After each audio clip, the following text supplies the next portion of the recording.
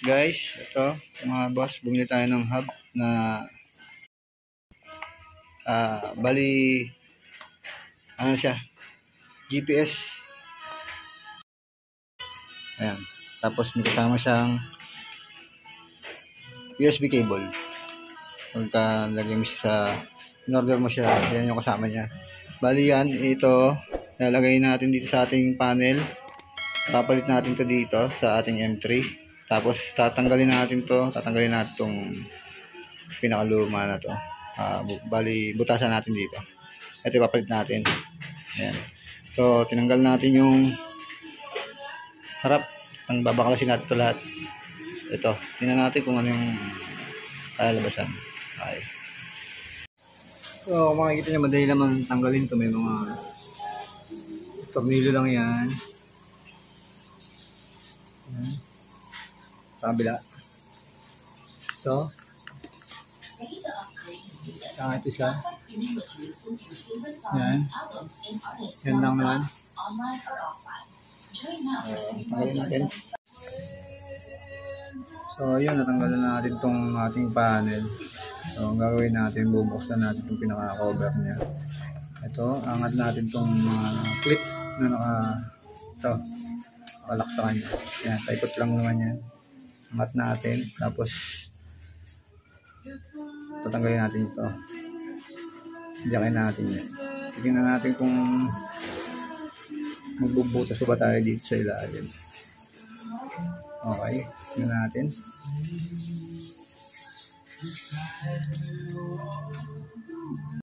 Ayun nga mga boss, natanggalan natin yung cover. Napakadali lang naman yan, naka-ipit lang. Tapos itong itim, itong pinaka natatanggal dito. Ayan. Natanggalan natin. So matitira lang dyan itong side na to at saka itong kabila. Tapos ito yung ating babaklasin. Hindi natin siya iuhubog para makuha natin yung tamang sukat niya dito. Ito matitira itong sa fuel. So tingnan natin. Tanggalin natin itong mga tornilyo na to. Ayan. Yan, 4 na tornilyo na yan. At saka itong mga tornilyo na to. Tandaan nyo lang yung wire kung saan nakalagay. Mga boss. So tanggalin natin itong babaw. Kasi ibutin natin lahat. So yun mga boss, natanggal na natin ito. Ito yung 4 na tornilyo. Tapos ang gagawin natin, tatanggalin na natin itong pinaka mileage niya kasi hindi na natin ito magagamit dahil napapalitan na natin ng bagong digital. Ito yung tatanggalin natin. Ito lang ang matitira yun sa fuel. So tanggalin natin ito. Ito lang naman yan, 2 tornilyo. Yan. Yan. So kagandahan kasi nito mga boss, yung kakabit natin GPS na, hindi niya na kailangan ng cable.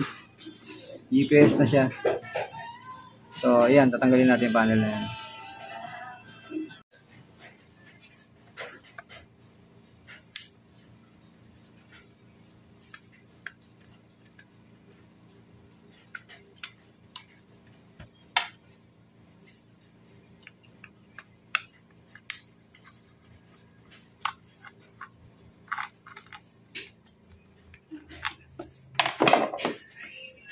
Ayan, tanggal na siya.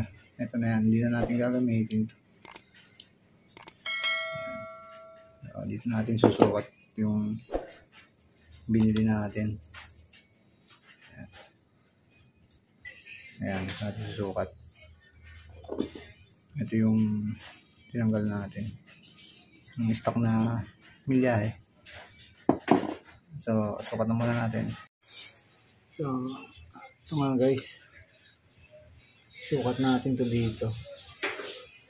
Tapos bubutasan natin itong plastic, sukat natin to dito. Yan. Kung sukat yun yung ating ilalagay.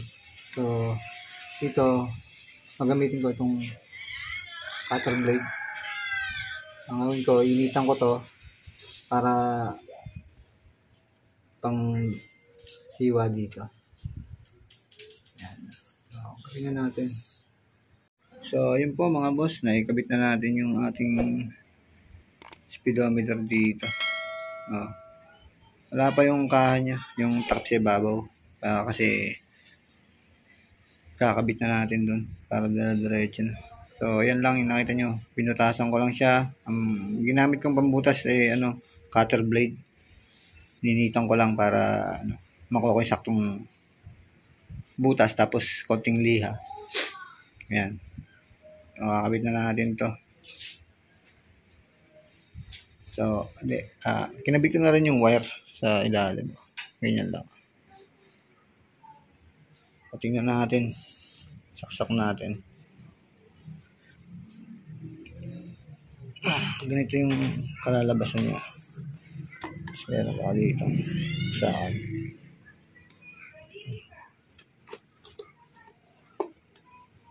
So, ayan, nagana na.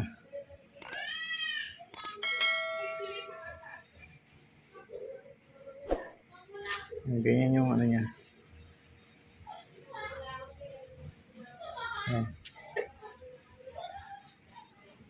So, gagana lang siya pagka maandar na. Ayan, meron siyang umiikot na blue sa gilid. So, meron yung manual, yung binili natin. Kasama yung manual para mapag-aralan nyo. May mga function yan dito sa likod. So, naseset naman yan para pag kinabit nyo, fix na.